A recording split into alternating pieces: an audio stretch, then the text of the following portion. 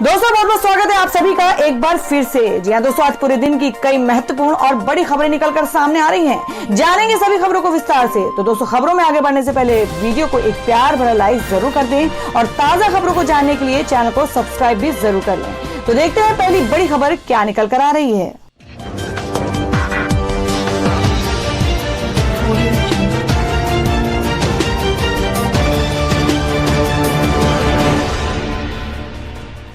दोस्तों आज की पहली बड़ी खबर बता दें कि लखनऊ में 320 बेड के लेवल 3 कोविड अस्पताल का लोकार्पण। सीएम ने कहा अगले हफ्ते तक होंगे 1000 बेड। जी हम बात कर रहे हैं कि कोरोना मरीजों के लिए अत्याधुनिक सुविधाओं से लैस लेवल 3 कोविड अस्पताल का मुख्यमंत्री योगी आदित्यनाथ ने सोमवार की देर शाम उद्घाटन किया।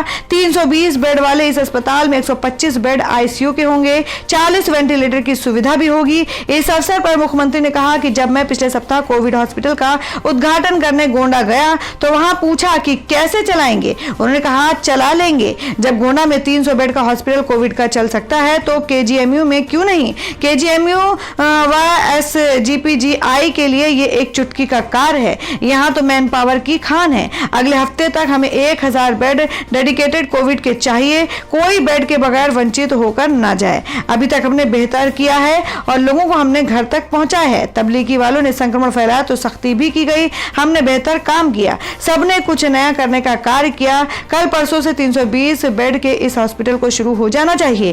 पहले वाला भी चलाता रहे। ईश्वर को आपको मानवता का अवसर दिया है। ईश्वर ने आपको मानवता का अवसर दिया है। सरकार हर मदद करेगी। आईसीयू के बेड बढ़ने चाहिए। अगर कहीं खामी रह गई तो शत्रु हावी हो जाएगा। पीएम मोदी के नेतृत्व में कोरोना के खिलाफ लड़ाई में भारत अवश्य विजय होगा। और वहीं अगली खबर में आपको बता दें कि प्रियंका ने सीएम योगी के बयान को बताया हास्यास्पद। कहा समस्याओं को हल करने की बजाय अपनी झूठी पीठ थपथपाने में लगी सरकार। जी हम बात करें उत्तर प्रदेश में कोरोना वायरस के तेजी से बढ़ते मामलों को लेकर कांग्रेस महासचिव प्रियंका गांधी वाड्रा ने योगी सरकार पर हमला बोला है। प्रियंका गांधी ने कहा कि यूपी में कोरोना के मामले भयावह रूप ले चुके हैं। लखनऊ के अस्पतालों के सारे बेड व आईसीयू फुल हैं। व्यवस्थाओं से लोगों की जानें जा रही हैं। सरकार इन समस्याओं को हल करने की बजाय अपनी झूठी पीठ थपथपाने में लगी है। सीएम योगी ने सोमवार को गोरखपुर में कहा कि दुनिया के देशों की तुलना में भारत में कोरोना केस कम है और डेथ रेट भी बहुत कम है। इससे पहले अखिलेश यादव ने कोरोना के बढ़ते मामलों को लेकर भाजपा सरकार पर निशाना साधा था। आपको बता दें कि सोमवार को उत्तर प्रदेश के मुख्यमंत्री योगी आदित्यनाथ ने गोरखपुर में 300 बेड वाले कोविड अस्पताल का लोकार्पण किया है। पहली बड़ी खबर बता दें कि लद्दाख में सीमा विवाद के बीच चीन ने एलएसी पर सैनिकों और टैंक की तैनाती बढ़ाई। जी हम बात करें कि सीमा विवाद में चीन सुधरने का नाम नहीं ले रहा है। तनातनी के बीच चीन ने फिर एलएसी पर अपने सैनिकों की संख्या बढ़ा दी है। सूत्रों से जो जानकारी मिल रही है उसके मुताबिक लद्दाख के जिस इलाके को लेकर विवाद चल रहा है वहां चीन ने सैनिकों के साथ साथ टैंक की भी संख्या बढ़ा दी है। आपको बता दें कि पैंगोंग लेक के दक्षिण सीमा को लेकर दोनों देश के बीच विवाद है और हाल ही में 29 और 30 अगस्त को यहां दोनों देशों सैनिकों के बीच झड़प हुई थी। उल्लेखनीय है कि भारत और चीन के बीच कई महीनों से विवाद की स्थिति बनी हुई है।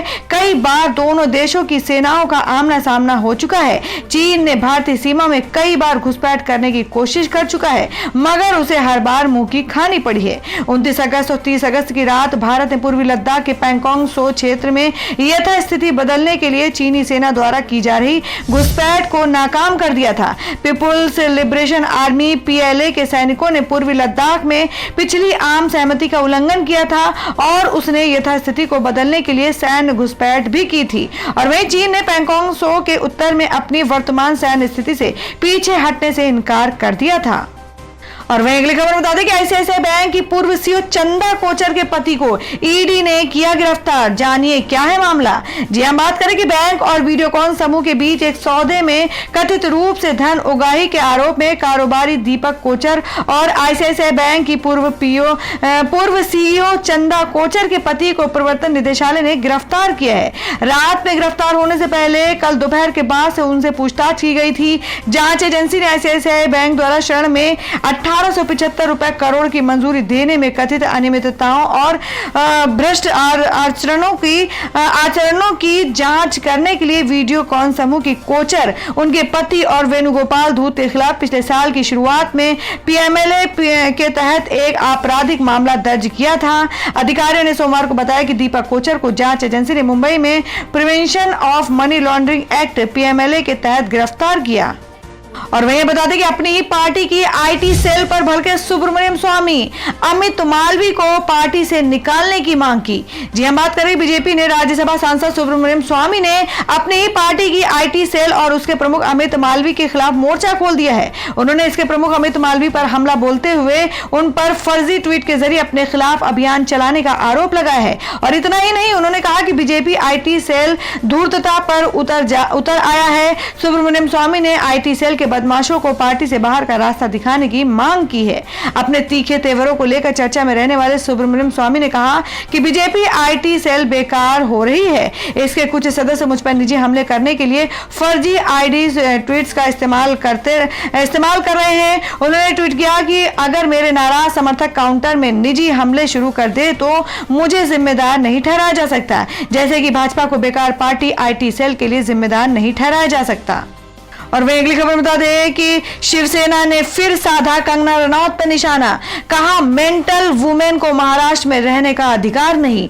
जी हम बात करें कि बॉलीवुड अभिनेत्री कंगना रनौत सुशांत सिंह राजपूत मामले से लेकर मुंबई पुलिस पर सवाल उठाने तक बेबाकी से अपनी बात रख रही हैं। बीते दिनों से शिवसेना और कंगना रनौत के बीच जुबानी जंग भी शुरू हो गई है। आपको बता दें, जो थमने का नाम नहीं ले रही है। और अब शिवसेना ने कंगना के पीओके वाले बयान की फिर से आलोचना की है और कंगना के लिए आपत्तिजनक भाषा का इस्तेमाल किया है। सोमवार को शिवसेना ने कंगना को मेंटल वुमेन कहा है, साथ ही कहा कि उन्हें महाराष्ट्र में रहने का कोई अधिकार नहीं है। शिवसेना ने अपने मुखपत्र सामने में कहा कि राज्य में आगामी मानसून सत्र में विपक्ष को आउटसाइडर के खिलाफ आवाज उठानी चाहिए। यहाँ कंगना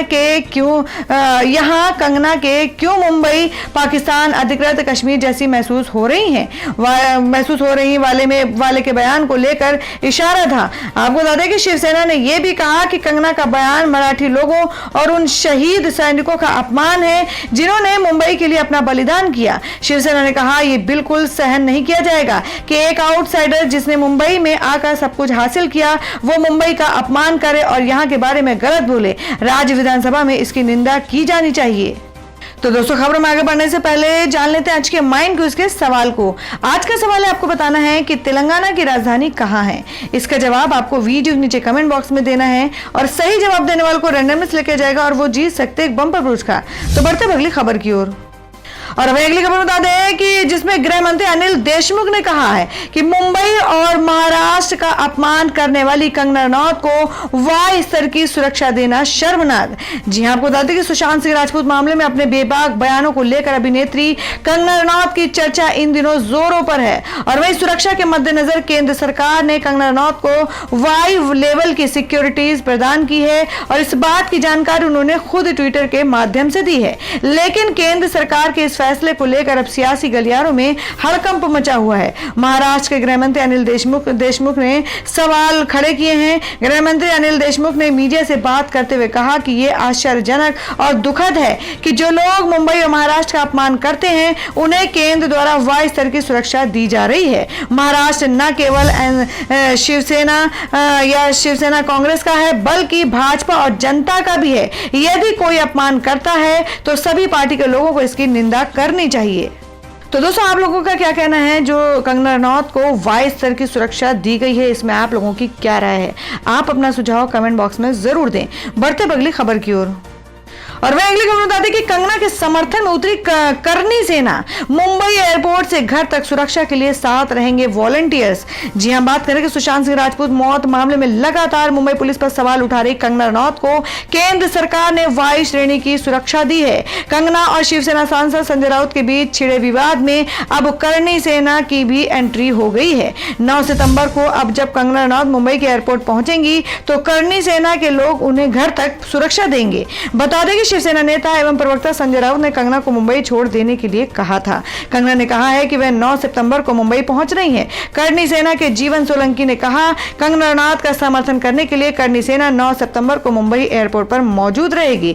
करणी सेना के सदस्य अभिनेत्री को सुरक्षा देते हुए उन्हें एयरपोर्ट से उनके घर तक पहुंचाएंगे। करणी सेना मुंबई में कंगना की सुरक्षा की जिम्मेदारी ले रही है। सोमवार को जम्मू में करणी सेना ने शिवसेना के खिलाफ प्रदर्शन किया। करणी सेना ने जम्मू में महाराष्ट्र सरकार और संजय राउत के खिलाफ प्रदर्शन किया और कड़े एक्शन की मांग की। और वहीं अगली खबर में आपको बता दें कि संजय राउत पर भड़की भाजपा, कहा अहमदाबाद को छोटा पाकिस्तान कहने पर गुजरातियों से माफी मांगे। जी हां, आपको बता दें कि शिवसेना के राज्यसभा सांसद संजय राउत के अहमदाबाद के लिए मिनी पाकिस्तान शब्द के इस्तेमाल को लेकर भारतीय जनता पार्टी ने कड़ा ऐतराज जताया है। भाजपा ने कहा कि शिवसेना नेता का अहमदाबाद को पाकिस्तान कहकर पूरे गुजरात का अपमान कर रहे हैं। भाजपा ने कहा कि संजय राउत को अपने इस बयान के लिए बिना शर्त गुजरात और अहमदाबाद के लोगों से माफी मांगनी चाहिए। जब बात करें गुजरात भाजपा के प्रवक्ता भरत पंडचा ने रविवार को कहा कि शिवसेना नेता गुजरात और गुजरातियों को नापसंद करते हैं और जलते हैं। उनको गुजरात को लेकर इस तरह की घृणा और द्वेष की भावना नहीं रखनी चाहिए। शिवसेना नेता संजय राउत ने अहमदाबाद को छोटा पाकिस्तान कहकर गुजरात का अपमान किया है। उन्हें प्रदेश के लोगों से तुरंत माफी मांगनी चाहिए। और वह अगली खबर बता दें कि 30,000 कर्मचारियों को बाहर करने की तैयारी में एसबीआई। जानिए वीआरएस प्लान के लिए कौन है एलिजिबल, क्या है फायदे। जी हम बात करेंगे एसबीआई वीआरएस स्कीम 2020। देश की सबसे बड़ी सरकारी bank state bank of India अपने 30,000 कर्मचारियों को बाहर करने की तैयारी कर रही है।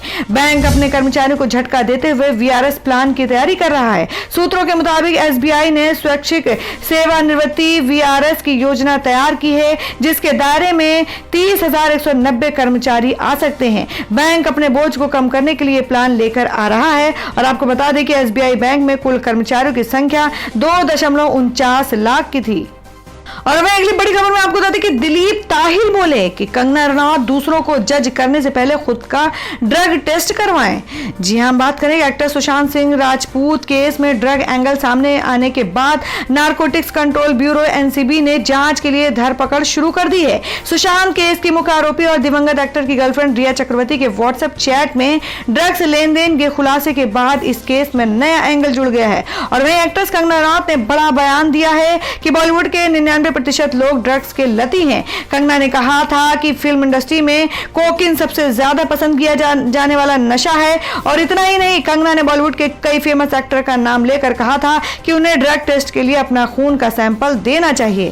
कंगना ने बाकायदा एक्टर रणवीर सिंह, रणवीर कपूर, आयान मुखर्जी और विक्की कौशल एक्ट्रेस का नाम लेते हुए कहा था कि उनको ड्रग टेस्ट के लिए ब्लड सैंपल देना चाहिए। कंगना की इस बात पर एक्टर दिलीप ताहिल ने नाराजगी जताते हुए एक्ट्रेस को एक नसीहत दी है। आपको बता दें, कुछ न्यूज में छपी रिपोर्ट के मुताबिक दिलीप ताहिल ने कहा कि कंगना को बॉलीवुड में अपने साथ काम करने वाले लोगों पर पर्सनल जजमेंट करने से पहले उन्हें खुद का ड्रग टेस्ट करवाना चाहिए। दिलीप ने कहा कि दुनिया में जो हो रहा होता है उसका छोटा हिस्सा बॉलीवुड में दिखाई देता है।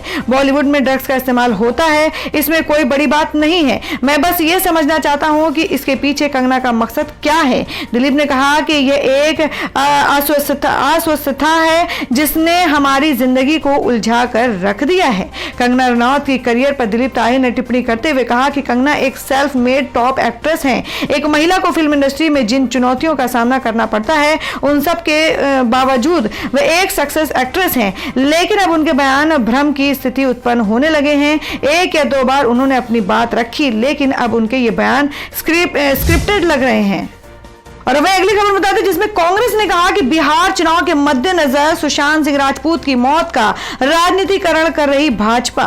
जी हम बात करें कि कांग्रेस ने सोमवार को सत्तारूढ़ भाजपा पर अभिनेता सुशांत सिंह राजपूत की मौत का राजनीतिकरण करने का आरोप लगाया। कांग्रेस ने इसे भारतीय राजनीति में एक नया स्तर बताया। कांग्रेस के मुख्य प्रवक्ता रणदीप सुरजेवाला ने पार्टी की निंदा की और कहा कि बिहार में लोगों की समस्याओं से ध्यान हटाने के लिए राजपूत की मौत का राजनीतिकरण किया जा रहा है। है। सुरजेवाला ने वर्चुअल संवाददाता सम्मेलन में कहा कि बीजेपी और प्रधानमंत्री नरेंद्र मोदी के नए भारत में यह नया स्तर है। उन्होंने आरोप लगाया कि बिहार बाढ़ से तबाह हो गया है और सरकार अपनी जिम्मेदारी का निर्वहन करने से भाग रही है। लोकसभा में कांग्रेस नेता अधीर रंजन चौधरी ने मांग की कि केंद्रीय जांच ब्यूरो सीबीआई को अभिनेता की मौत की निष्पक्ष जांच करनी चाहिए। उन्होंने लिखा कि सीबीआई और उनके आकाओं महान अभिनेता सुशांत सिंह राजपूत की मौत के रहस्य का पता लगाने के लिए कितने दिनों की आवश्यकता होगी। पहले से ही मीडिया ट्रायल पूरे जोरों पर जारी है जो न्यायिक परीक्षण को भी बना सकता है।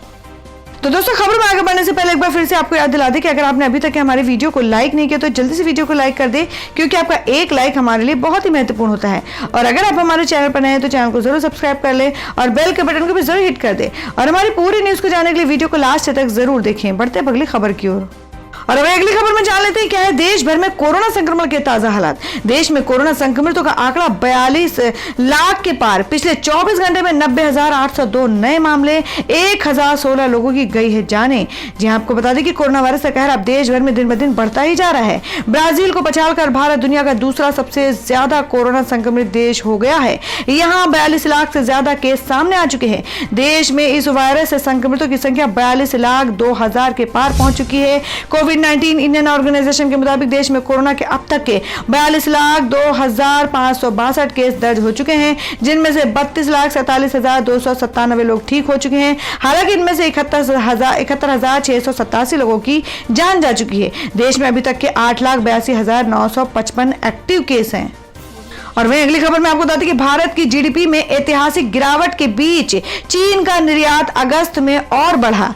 राजन बोले अब एक्शन की जरूरत। जी हां, बात करें कि कोरोना संकट के चलते एक तरफ भारत समेत दुनिया की तमाम अर्थव्यवस्थाएं मंदी के दौर में हैं, तो इस वायरस का केंद्र रहे चीन की विकास दर लगातार बढ़ रही है। जुलाई के बाद अब अगस्त में भी चीन के निर्यात में बढ़ोतरी दर्ज की गई है। और यही नहीं, एक तरफ उसका एक्सपोर्ट बढ़ा है तो दूसरी तरफ इंपोर्ट में कमी आई है। ताजा आंकड़ों से पता चलता है कि दुनिया की सबसे बड़ी अर्थव्यवस्था अब कोरोना वायरस महामारी के प्रभाव से उभरने लगी है। सीमा शुल्क विभाग के आंकड़ों के अनुसार अगस्त में चीन का निर्यात पिछले साल के समान महीनों की तुलना में 9.5% बढ़कर 235.2 अरब डॉलर पर पहुंच गया है। जुलाई में चीन का निर्यात 7.2% बढ़ा है।